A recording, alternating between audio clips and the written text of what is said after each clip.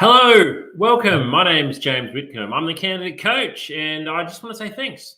Thanks for stopping by today to participate in this workshop. Now, some of our other workshops, if you've attended them previously, are on specific topics. So we run a resume workshop. We've got a workshop just on how to write cover letters.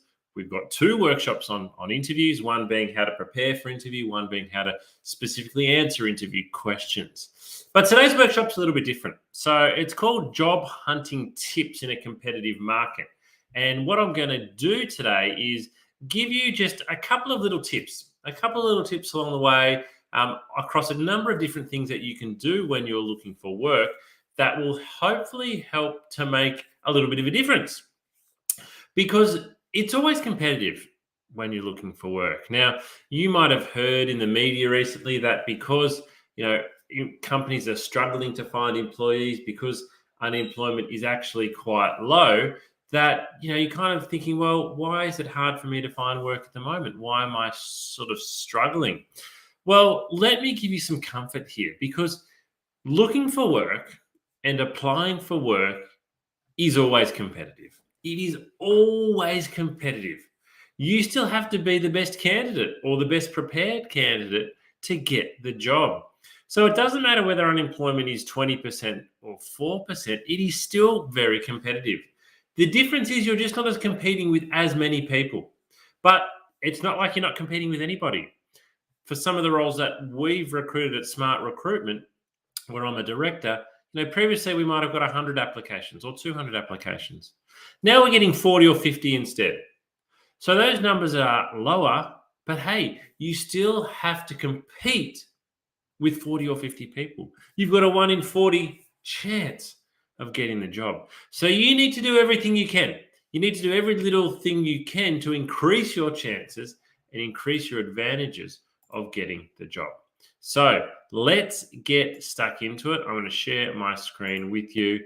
If I do look today like I'm glancing over to the right, that's because that's where my presentation screen is. So as I said, job hunting tips in a competitive market. Let's find out what we need to do to really stand out in a competitive marketplace. Before we get stuck into it though, just a couple of housekeeping things. If I do drop out for any reason today, please stay on the line and wait for me to rejoin. It doesn't happen very often, but it might. Ask lots of questions, particularly if you're on one of our partner sites. We've got the chat function there, or if you're watching via our YouTube, Facebook, LinkedIn, or Twitter stream, you can ask questions and we'll respond to them in live time. But also take lots of notes. So if something stands out to you today, remember how it stood out for you the first time that you heard it. Write it down, go away and put it into action. And as always, you can watch a copy of today's workshop. We're coming to you live. The workshop will be on our YouTube channel as soon as it's finished, and you can watch it again, or you can share it with family and friends who might be looking for work as well. A little bit about me, your presenter, James Whitcomb. So who am I? Well, as I mentioned before, I'm also a director at Smart Recruitment. So we're an award-winning recruitment agency, and I've been working in recruitment since 2005. Over that time, I've conducted over 3,000 interviews and over 600 group assessments, placing well over 1,000 people into work. So that's my background. That's why I'm coaching you and running this session today. And launched the Candidate Coach, the platform that we're meeting on today, in December 2019. Alrighty. 10 job hunting tips in a competitive market. I've actually thrown in an 11th one this morning. So it's actually going to be one more than you can see on the screen there. But we're going to go through 10 tips. So it's not a long workshop today. It's certainly not going to take us an hour to get through these. Some of them are quite quick, but hopefully amongst these 10 or 11 tips, there's one or two you haven't been doing. And if you can then go and do them, it's going to increase your chances of getting the job. All right. Tip number 1, find a connection and use your network. So let me ask you something. Think about the last couple of jobs that you've been applying for. Do you know anyone that works at the company where you are applying to? Now, what happens to me a lot in the recruitment process is I hear from friends after they've been looking for work for some time, and they tell me about a company that they applied to 6 weeks ago and they missed out. And I say, oh, I know some people in that company. Why didn't you tell me? I could have put in a good word for you. So my question to you is, do you know anybody at the company that you're applying to? Have you got any connections there? Have you got any family members or friends there? Maybe it's a second degree connection. Because if you know somebody at the company that you're applying to, you should use that to your advantage by getting in touch. Recruiters actually like receiving a resume through an unusual source. It's a bit more interesting. Yes, we can get lots of resumes through Seek, but if your resume comes through a colleague of the person recruiting, it's going to come, I guess, with some extra value added to it. So, tip number one, do you know anyone that works where you are applying? If not, reach out and connect to them. You've hopefully got a LinkedIn account. Our last workshop was actually on LinkedIn, and we talked about the importance of having a great LinkedIn profile, and we showed you how you can create a great LinkedIn profile. So if your LinkedIn profile is not great, go and get it ready, but then reach out. If you can connect with that person, do so, but do so in a way that makes you stand out. All right, tip number two, use people's names in your cover letter. This one is really important. So now a lot of the time you're probably thinking, oh, James, there's no name. When I apply for a job, there's not a name on the advertisement. Well, if there's not a name on the advertisement, you can't put the name on there. So you can put dear sir or dear madam or to whom it may concern.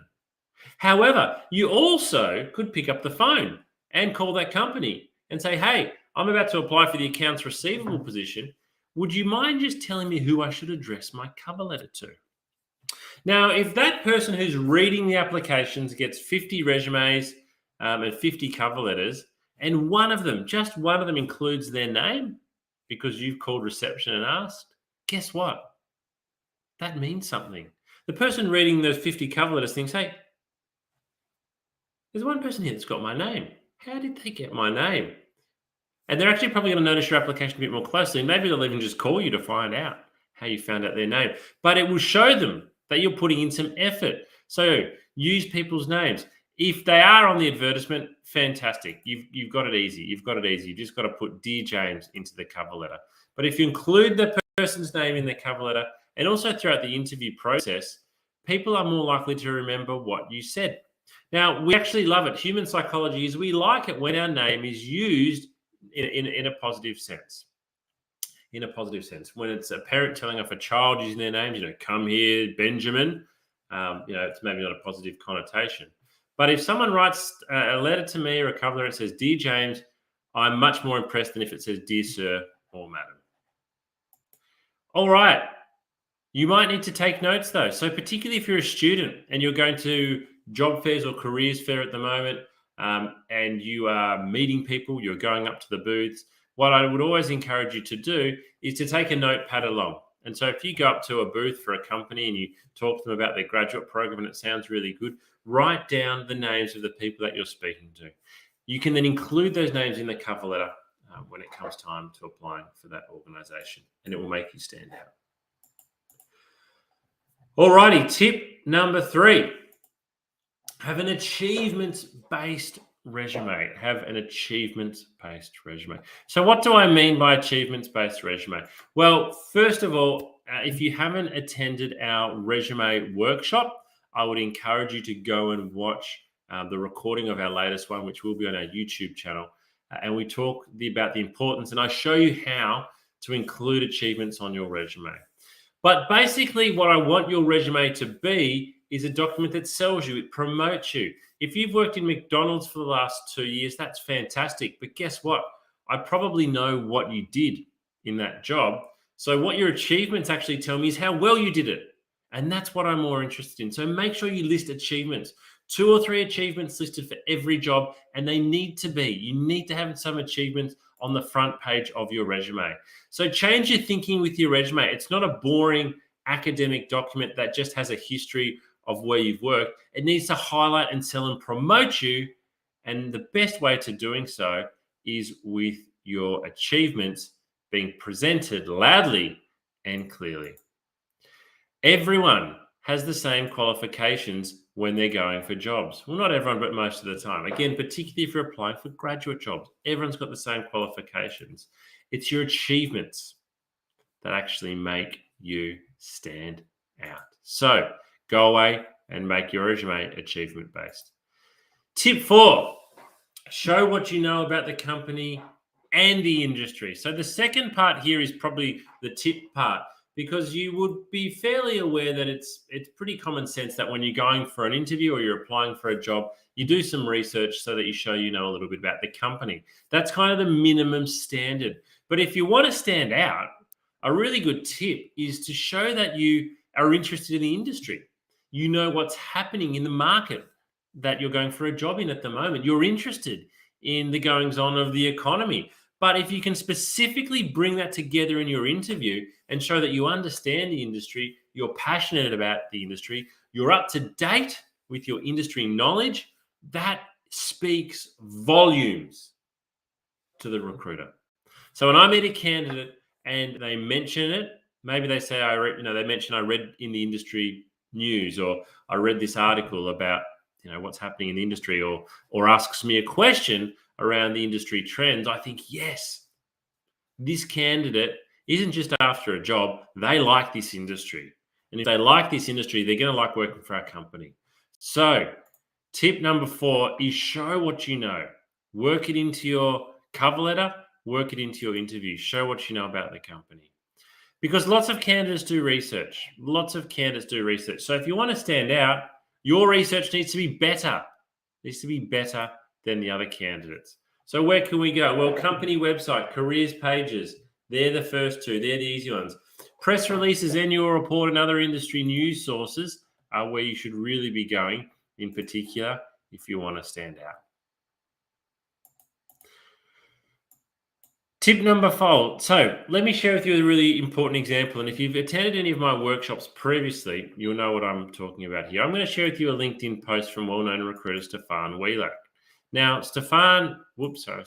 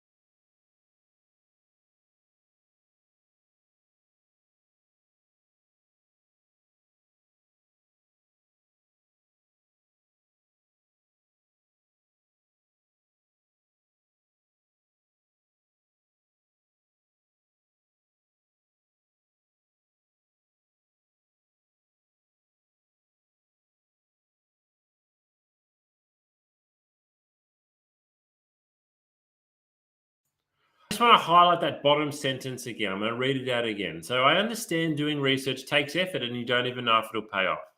However, that's exactly what other candidates do to get the job. And they're the ones you are competing with right from the beginning of your application. So if you don't want to do the research, that's fine. But you are competing against candidates who do a lot of research. Okay, tip number 5. What tests will you be taking? What tests will you be taking? What assessments are you going to be asked to complete? What do previous candidates have to say? Now, you can find out a lot of this information online. If you go to a website like Glassdoor or a couple of other platforms, particularly for large corporate companies, banks, and the like, candidates actually review the recruitment process. They will talk about the types of assessments they did. They will talk about the type of tests and assessments that they were asked to take. You can also ask these questions. If you're being invited in for an interview, what's the interview going to be like? What am I going to be asked? What tests am I going to take? When you know what test you're going to take, you can go away and you can research it. You can go and Google that test and get a little bit of information around how to best perform. But again, if you don't research the recruitment process, you won't know. On the flip side, how valuable would it be to know exactly what assessments you're going to be doing and what type of tests you're going to be taking? Because you can then go away and practice. So research into the recruitment process because it will really help you best prepare to perform well. Tip 6. This is a big one. It's a very obvious one, but it's potentially the most important one that I'll give today, which is practicing your interview technique is the only way it will get better. Now, you already know this, right? You already know that practicing your interview technique is going to help it get better. But I would say that it is the one area where job seekers don't put in anywhere near enough practice. Let's think about your resume, for example. You spend hours, tens of hours, sometimes hundreds of hours on your resume. Your resume may have evolved from job to job, and you continue to tinker with and edit, and you read a lot, and you use templates, and you go to workshops. You spend hundreds and hundreds of hours on your resume and your cover letter. You eventually get a job interview, and you don't practice the questions. To me, it doesn't make sense. I think a lot of candidates don't practice questions, though, because of two things. First of all, they don't know what questions they're going to be asked. And secondly, they find it a bit embarrassing to practice. So 2 things here. You can ask, if you are invited in for interview, say, thanks for inviting me in. Do you mind me asking, what type of questions am I going to be asked? Now, I don't know what the answer will be here, but write it down and then go away and prepare. So if they say, we're going to ask you behavioral-based interview questions, go away and Google behavioral-based interview questions and then practice them. One great way to practice is to do what I'm doing now, talk to a camera. So set your iPhone up, get a tripod, and answer the question in front of the camera. Pretend the lens of the camera is the eye of another person. And then watch your answer back. Did you look at the camera lens the whole time? Or were you looking down at your hands? Was your body language nice and open, or were you a bit sort of closed and looking down? You must practice your interview technique. You must. You can't expect to perform well at interview unless you have practiced your technique. The best way to practice is to get somebody else, friend, family member, parent, I don't care who it is, to play the role of recruiter. Just give them 5 questions and ask them, can you ask me these questions, and practice answering.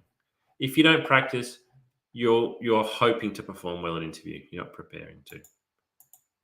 So on that note, and this is again one of the big reasons why a lot of people don't practice interview questions, is they just find the whole experience nerve-wracking. And they find it so nerve-wracking that they think, I'm not even going to prepare. I'm not even going to practice.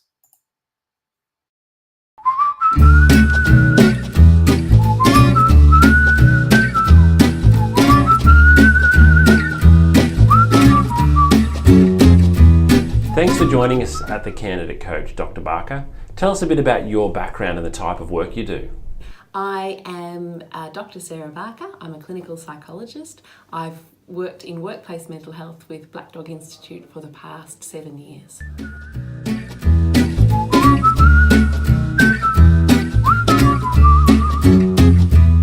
Dr. Barker, why is it common to feel nerves when going for a job interview? We commonly feel nervous, and I would say most people feel nervous when going for a job interview because we feel a lot depends on it and that we're going to be evaluated as well. So nerves are a very, very common response. It's really important to remember that the person who's doing the recruiting also feels nervous as well because they want to get the right person, and they're also aware that they're expecting people to come in feeling nervous as well. They know that that's a common human experience.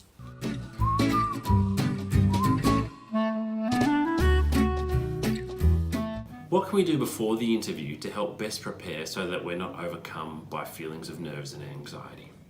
To best prepare ourselves to avoid some of those feelings of anxiety and nerves before an interview, firstly is to accept, I think, that they're going to be there. And actually, a few nerves are actually helpful. They help us give our best performance, give our best answers, think the best on the spot. So accepting that there's going to be a level of nerves is okay. But I think also probably an hour beforehand or the morning before the interview, really practicing some breathing strategies, whichever is your favourite breathing strategy, to calm those nerves down, calm the system down, calm the breath down, and allow your body to relax as much as it can into the interview. I also think preparing answers and having a practice in front of the mirror of some likely answers that are going to be, or likely responses to questions that are going to be asked, can be very, very reassuring, because often the questions we predict are there. And even on the internet, there are usually lots of questions for any job that are typical questions that you can then prepare a brief response reflecting on your experience beforehand. So it's not such a test in the moment then, because you've got some preparation behind you. The other thing I think too is reminding yourself, I've got this far and this is a good thing. And, they're interested in getting to know me. I'm also interested in getting to know them, and concentrate on the relationship too and enjoy the relationship as much as you can. They're usually going to try and put you at ease so that they can see how you respond as well.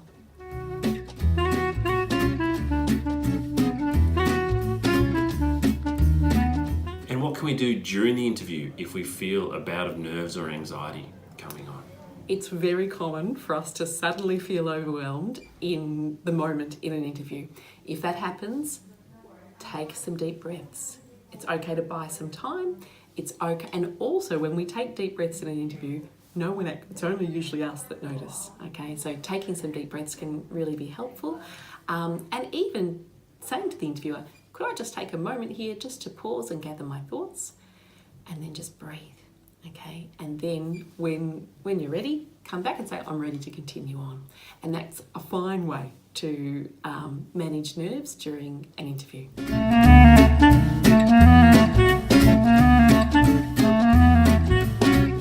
One tip that I think is a really useful one is to have a practice of your responses to the likely questions in front of the mirror. Something you might notice is that the questions you're feeling more confident about, you'll smile more, you'll be more relaxed, you'll, strut your stuff a little bit as you respond. You'll notice too, the questions you feel less confident about, you might stop smiling or your face might change. Those questions are the ones you need to practice a little bit more at, and remind yourself of your confidence with that, or prepare your answer so that you do feel more confident, because your face will actually tell you in the mirror, and that can be good preparation for the actual interview of knowing where to focus on in feeling more strong in your responses.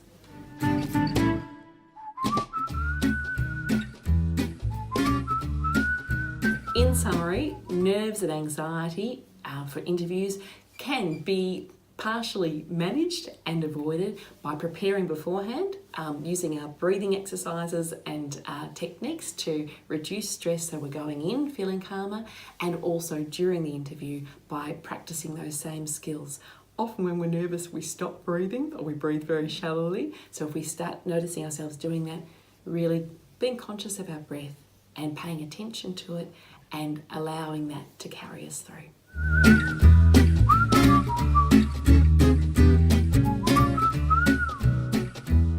Thanks for watching today, and we hope this has helped you best prepare for your next job interview. Good luck.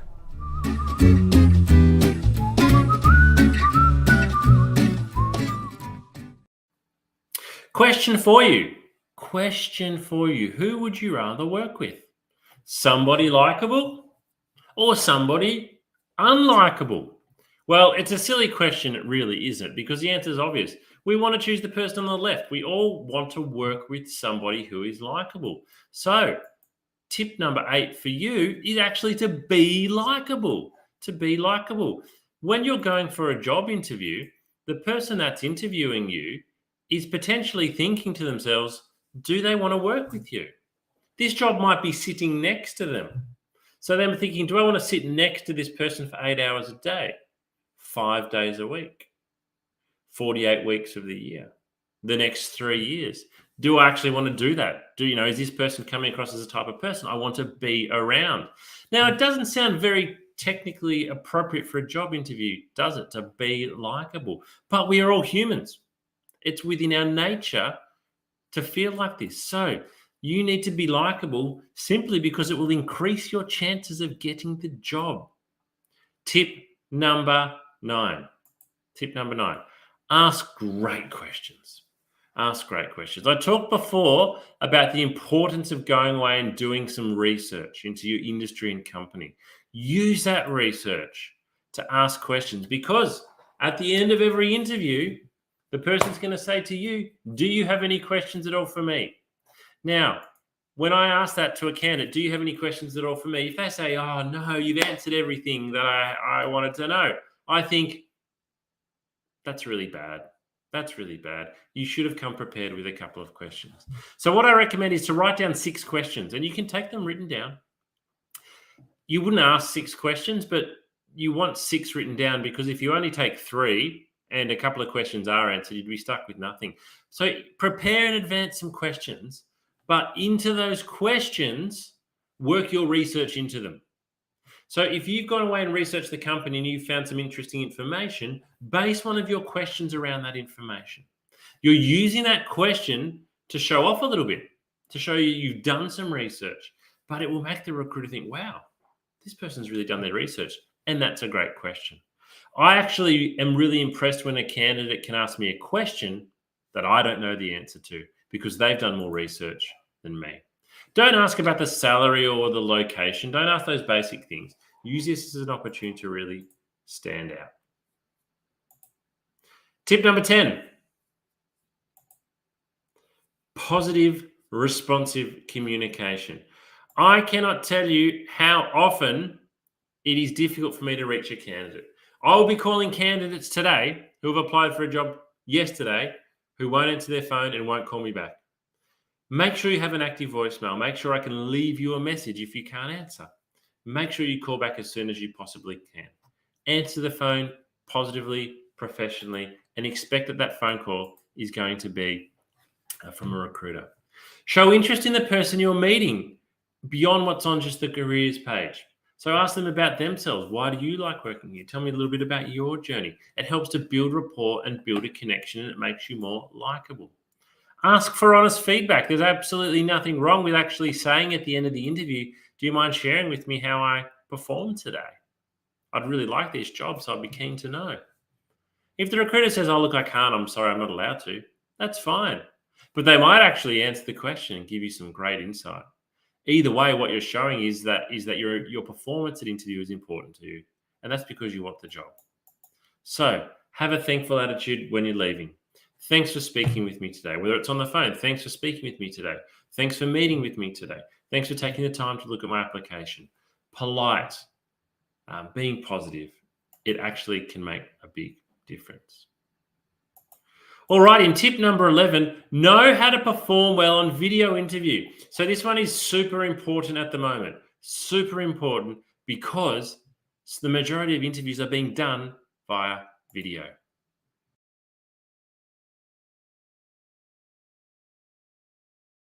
Hi job seekers, James here from The Candidate Coach. One of the most common questions we've been receiving lately is around how to best prepare for a video interview. Due to the circumstances over the last 12 to 18 months, video interviews have become the most common way of meeting a candidate, replacing the in-person, face-to-face interview. So here are my top tips for what you need to do to make sure you are best prepared and presenting yourself as well as you possibly can when your interview is over video. So there's 4 main things that you really need to consider. The first thing is camera height. This is the biggest mistake that a lot of people make, is getting the height of their camera wrong. If you've got a laptop, for example, that is sitting on a desk, you need to lift it up. The camera should always be at eye height. You want to imagine the lens of a camera is the eyeball of a person. So if you are looking down at your laptop or your phone, it's going to look back up your nose. So keep the camera positioned at eye height. One of the great ways to do that is to buy a tripod, something like this. So if you don't have a tripod, it's well worth going out and spending the money. Here's another one that I've got here. This one in particular I find to be really, really good. These have both got lights which help, but this one here, you can adjust it to a full standing height if you like, and it's available for not much money from a retail store. The second thing that is really important is the lighting. So having the light shining on your face. You don't want to have light shining from behind you because that creates a lot of glare. So have the light shining on your face, sit with a window facing you so that you are looking nice and clear on camera. The third thing is audio. You need to be in a nice quiet space so your voice comes across clearly, so that you don't have to yell, so that the sound is not distorted. If you are using a laptop, make sure you check about the sound direction. Some microphones only record from directly in front, and if you tilt your head sideways, the audio quality can go down quite significantly.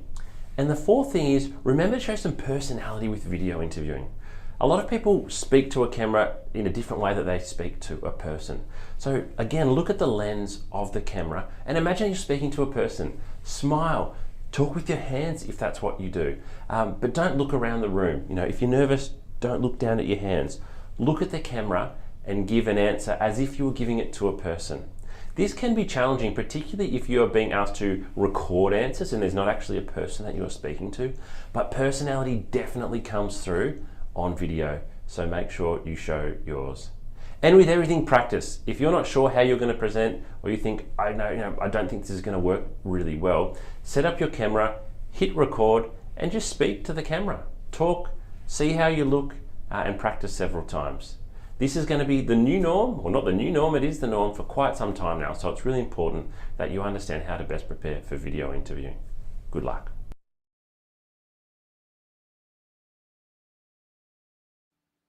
Alrighty, it's now time for the bonus tip. The bonus tip from today and for all time with looking for work and the struggles that it brings is that missing out isn't the end of the world. Missing out isn't the end of the world. I see this with job seekers all the time. They get their heart and hopes pinned on one particular job. Or they give themselves 3 weeks to find a job. And when they haven't, they think it is the end of the world. But it's not. It might mean you need to change your expectations. What I'd say is, if you're not getting close and you're not getting at least to that interview stage, you need to change something. You need to change something. So if you're sitting there today and you're watching this workshop and you have applied for literally hundreds of jobs, first of all, I really feel for you. I work with a lot of job seekers who are like that, and I understand, how upsetting it can be. But what it means is if you don't change something, the result's not going to change. If you keep on sending out that same resume in the same format, in the same way, you are only going to continue getting rejected in the same way. So you've got to change something.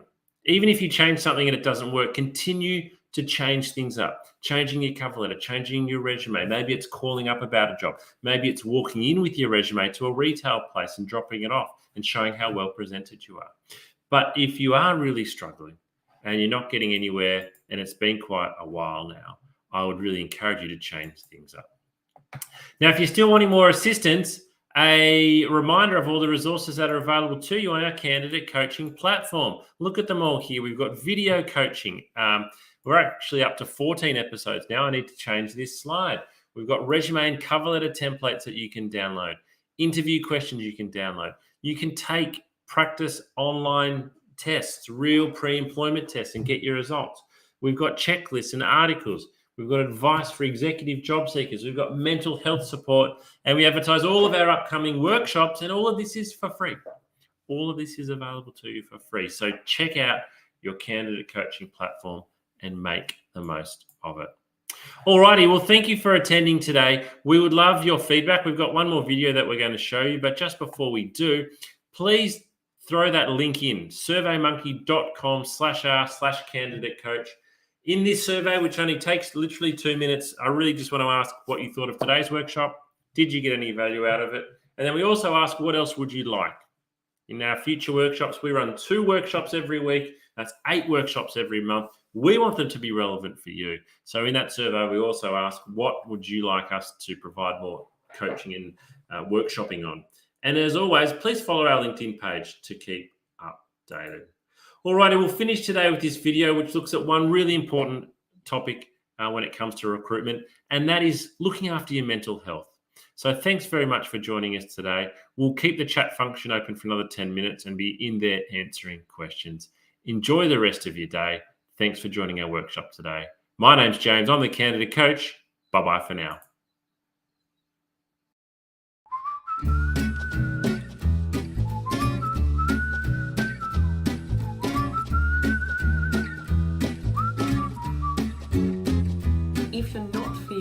terrific at the moment and you feel like your mental well-being has taken a little bit of a dip, please remember this is not going to last forever. There's lots you can do to manage your mental health and get back on top of it.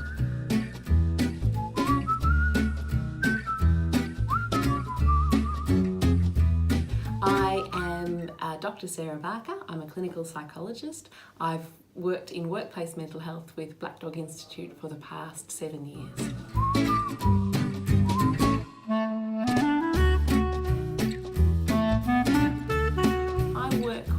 A lot of adults and young people, mainly with anxiety, depression, trauma as well, a range of issues, and many who are looking for work and undergoing that process of trying to find employment.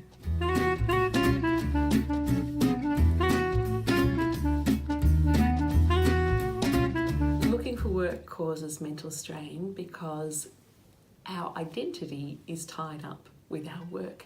Work gives us meaning, it gives us purpose, it gives us company and connection. So it's stressful for lots of reasons looking for work, and it can take a toll on our mental health.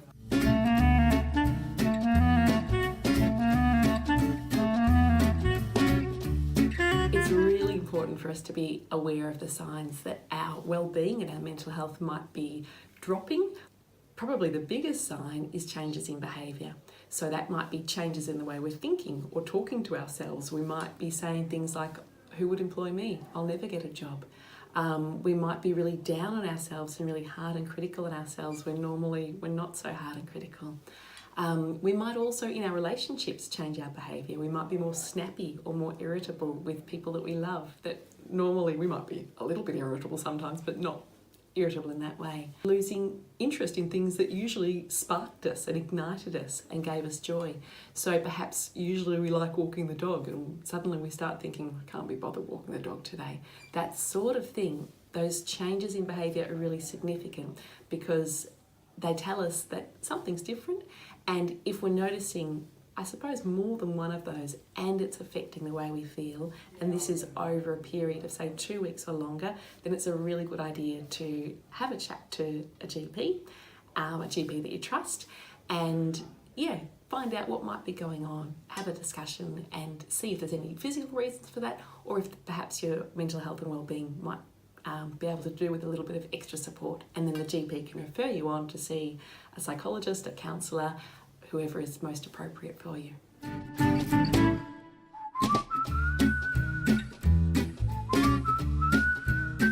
There are so many great things you can do to look after your mental health when you're looking for work, and it's really important that you do. My very top tip would be really talking kindly to yourself and being compassionate with yourself.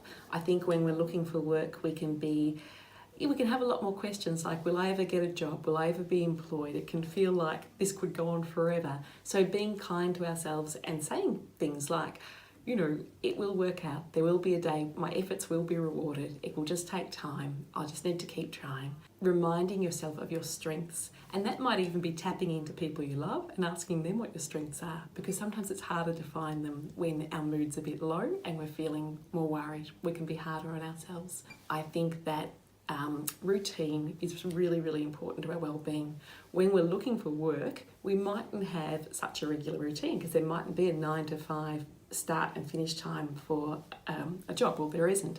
So instead, thinking about looking for work as a job in itself can be helpful. Having a start time and a finish time can be really helpful, and some set tasks that you hope to achieve that day.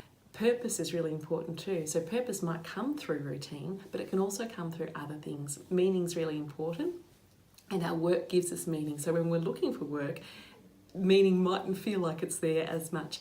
Part of what we can do is infuse those tasks with meaning. So I am doing these things today, I'm looking for work, and that is meaningful in itself because there's an end goal to this. It will be something that's good for me and good for the people that I love as well.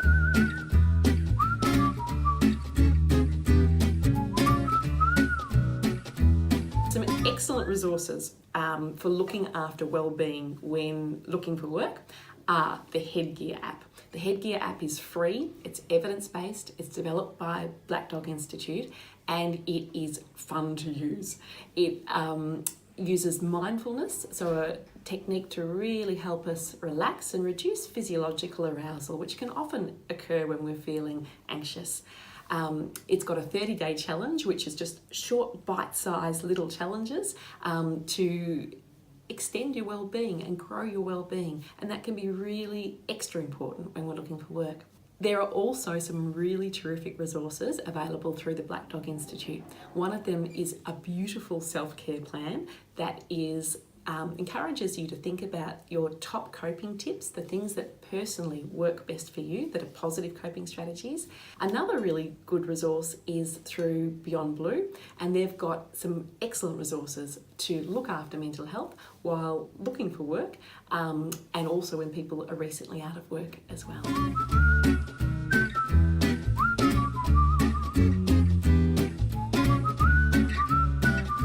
Probably time to seek professional assistance when you notice your mood is lower and you're feeling more down than usual, when you're worrying more and perhaps worrying excessively about things that you wouldn't normally worry about, and perhaps in your relationships too, when you're more tense with people and perhaps more snappy or irritable. All of these are signs that perhaps our mood is not in the greatest space, and our well-being is not in the greatest space, and that it can be a great idea then to chat to your GP, who can then refer you to an appropriate person to help you strengthen your well-being.